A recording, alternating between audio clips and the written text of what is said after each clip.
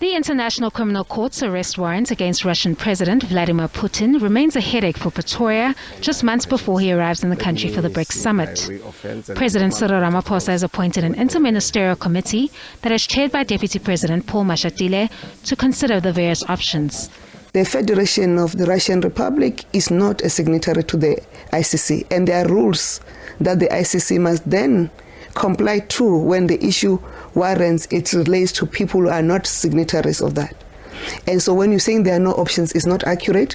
Why the IMC is in place, the IMC is in place to consider the options that are in place, including the legal opinions that we have read and the route. And the IMC will go to cabinet and make recommendations. Cabinet will take the decisions and will announce and communicate the decisions of cabinet so that we are clear on that one. The government has made it clear that while it remains a signatory of the Rome Statute, it wants to avoid a repeat of the 2015 Omar al-Bashir incident, which saw the ICC making a finding that South Africa had failed in its duty to arrest the former Sudanese president when he was in the country.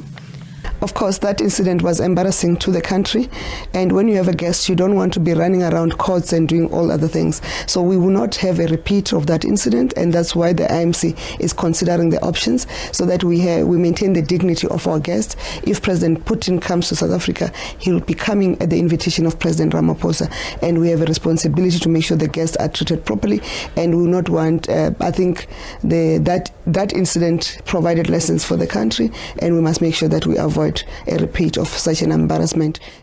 In a briefing on the cabinet outcomes, Minister Canny disputed assertions that the country has met a dead end in its options related to Putin's arrest.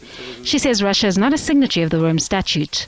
The country reportedly never ratified the agreement to become a member. Meanwhile, an envoy has been sent to the US for talks with the Biden administration around South Africa and its stance on diplomatic issues and the war in Ukraine. The South African government says that its non-aligned stance forms the foundation of its position of resolving conflicts or differences across the globe peacefully.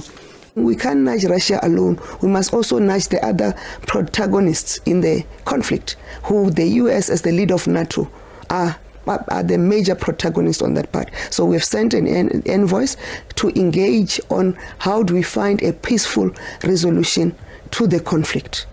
And it's not because we're afraid of being removed from AGOA. It's because we have a responsibility to ensure that there is peaceful resolutions of conflict. The minister in the presidency has also dismissed a statement by the Western Cape government that says if Putin sets foot in the province, they will arrest him. Canny says the Western Cape is not a federal government. Canny, Maphanga, SABC News, Pretoria.